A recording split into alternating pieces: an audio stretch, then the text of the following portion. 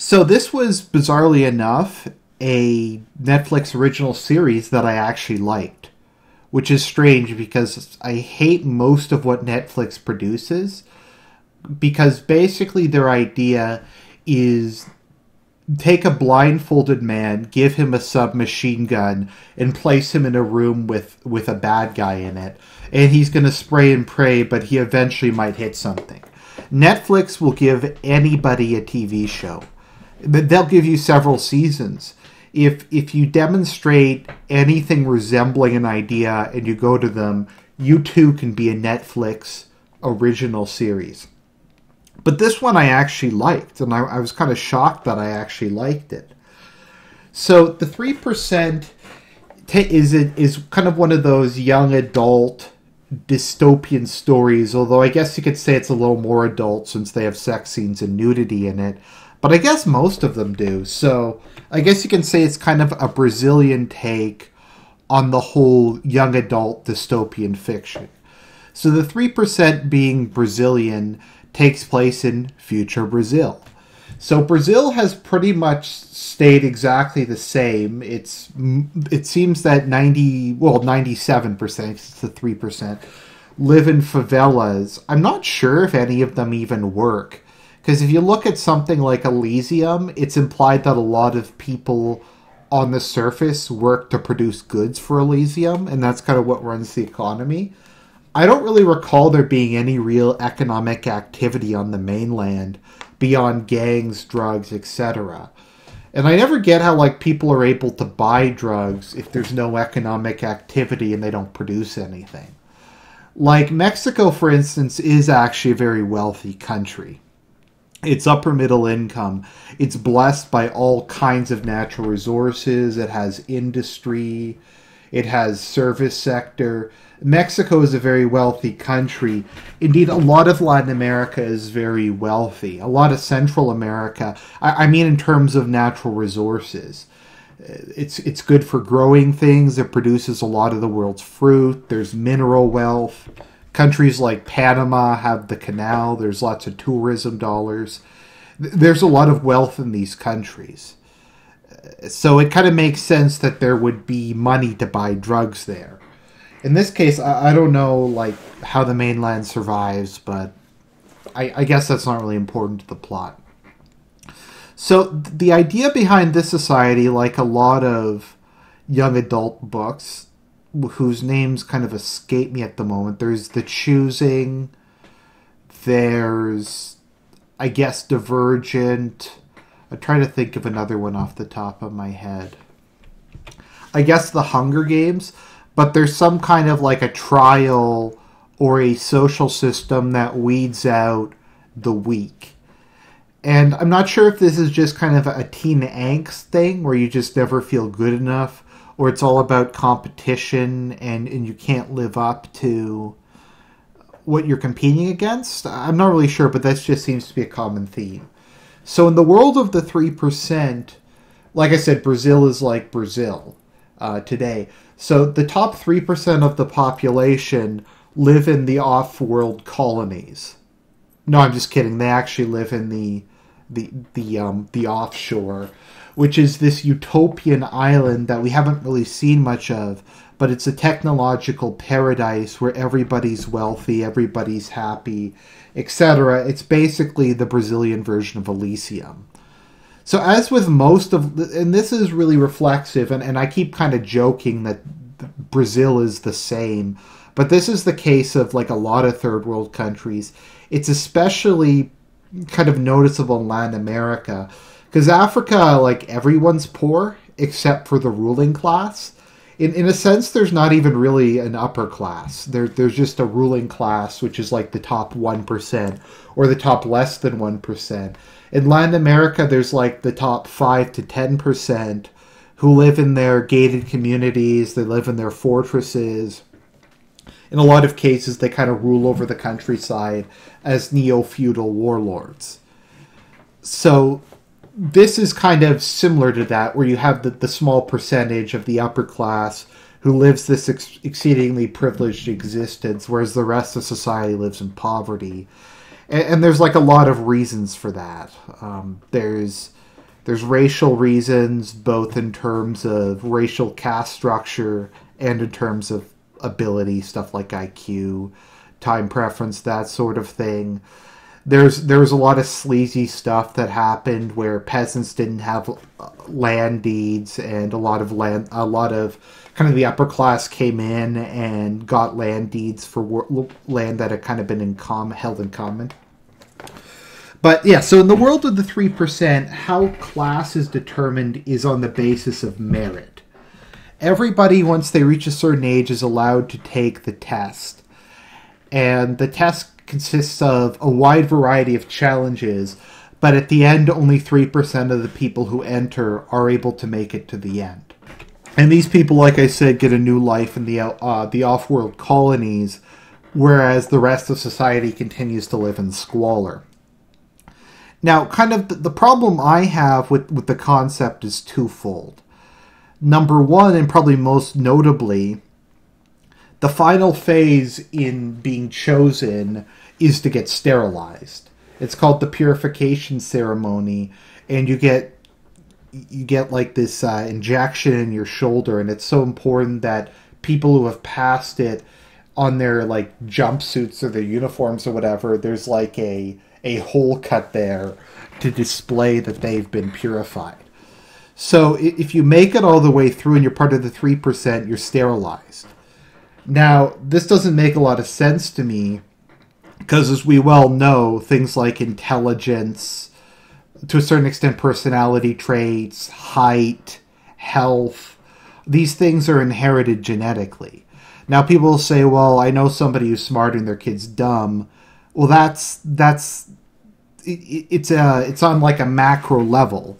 So not everybody who's born to smart parents is smart themselves, but there's a much greater probability.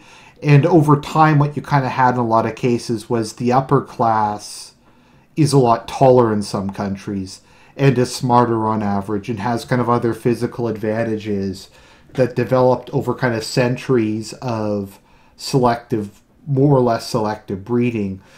Like the population, I believe part of the reason why it's gotten taller over time is selection for greater height. So my point being, basically what they're doing is they're skimming the cream off of the top of society and just kind of casting it aside. They're taking, like, basically it would be like you're growing a field of wheat, you only eat the best of the wheat, and then you use like the worst wheat to replant your crops. That's not how selective breeding works. Or a better example, you have a herd of milk cows. You take the best couple milk cows, you sterilize them, and then you breed the worst producing milk cows. The ones that have like pus coming out of their udders. You breed them, but the ones that produce the creamy, sweet milk, you don't breed, you sterilize. So that's kind of my first issue with it. And the idea is it's a complete meritocracy excluding birth. But so anyways, yeah, that doesn't make a lot of sense to me. But what's interesting is there are still families where everybody or most people in the families become chosen. So they will have a child before going off to take the test, and then there's been a couple generations of this happening. So my second issue with the whole test is it selects for very bizarre criteria. And it treats everybody the same with regards to the criteria they select for. Now, I'm against this concept that everybody has to have the same talents, because that's not how it works in real life. Some people are very, very good at, like, math, but they're awful at social skills, maybe. Some people are very, very good at negotiating, or I guess you could say being a shark, but they're complete sociopaths and you don't want them in a position of authority in your society. My point is there is a natural division of labor within society, and that's a good thing. But because they give everybody the exact same test, they're selecting for only one type of person. And the test itself is very suspect. Like, one of the tests is kind of like an unrealistically quick spatial motor skills thing where you have to build I think it's 9 cubes in the span of 2 minutes out of blocks, which I don't even know how that's physically possible. But somehow it is. And in one case, one of the main characters grabs someone else's cubes, puts them on his table, and he passes and they fail. So, like, stepping over and screwing over other people is okay. It doesn't select for moral virtue. That's not considered an important thing for your society, is having people who aren't antisocial and who can cooperate and, like, work with other people. Like, I guess some of the tests kind of have that a bit, but in general, they don't. They just seem either, like, excessively complicated. Like, I don't know who would pass these things. Like, they have, like, this murder mystery, like, Clue, and it's, like, this really obscure thing involving, like, I think it was, like, an allergy to silver, but it was made to look like poison, and kind of all this other stuff. And I don't think, realistically, anyone could pass these things. And it's very, like, seemingly arbitrary who passes and who fails. Like, at the beginning, there's an interview, and if you say something they don't really like, you get kicked out. And once again, it selects based on very specific criteria, and you have to be good at basically everything. But I don't think it asks, like are you good at necessarily science, etc. Plus, I think moral virtue and selecting for that in terms of reproduction is in many cases more important than even intelligence, because there's a lot of people I know who are in these circles who have, like, average IQ, but they're really good people. They're the kind of people who I would trust implicitly. Like, I'd want them in a foxhole. I know if I entrusted them with money, they wouldn't steal it. They just doing like shady stuff or, like, immoral stuff wouldn't even occur to them.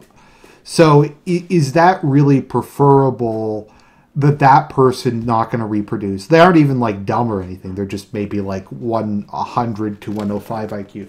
Is it really, like, preferable that person not reproduce and they don't raise children in a wholesome way versus trying to encourage people who are terrible people, like, are just completely messed up, and encouraging them to have children, and they get raised by, like, extremely dysfunctional people?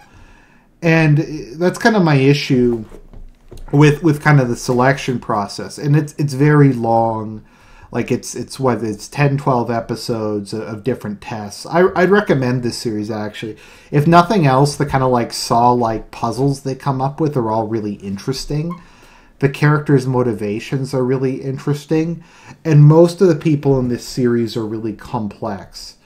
Kind of one of the interesting things near the end is that people are offered, if they send a family member to try to talk them out of reaching kind of the final 3%, and if you agree to resign once you've gotten down to, like, the last 9 or 6% or whatever, they will give you enough money to live the rest of your life in comfort on the mainland. Because part of it is absolutely wanting to make it to the offshore no matter what. Now, there is a group of people who are against this system called the Cause. And the Cause's goal seems to be to bring down the current state of affairs and, I guess you could say, maybe redistribute wealth or kind of end the oppression of the mainland by the offland. The issue is I don't really know if they're oppressing it that much. I don't really know if they're economically exploiting it, or if it's just, like I said, Latin America, and you have the favelas full of low agency, high time preference people who just kind of behave this way. It's their natural kind of state. So that's kind of the interesting thing about this series, is you have kind of a good complex array of characters with really diverse kind of motivations and backgrounds, all of which are explored. The main villain, Ezekiel, is very interesting too, because he's a really bad dude, but at the same time he's kind of sympathetic. He kind of reminds me a bit of Wei-Yun from Star Trek Deep Space Nine. because he legitimately believes that what he's doing is right. So he's not exactly, you could say, a narcissist, or he's not exactly just in it for his own personal gain, but he's a very morally kind of bankrupt figure. So, yeah, I highly recommend this series. I found it really interesting. So check it out if you have Netflix, or if you want to obtain it, then obtain it and watch it. I will warn you, though, there's a lot of mud sharking and oil drilling in it. So if you just can't take that, which I kind of barely can myself, you might want to avoid this one. Otherwise, though, The 3%, one of the better Netflix shows.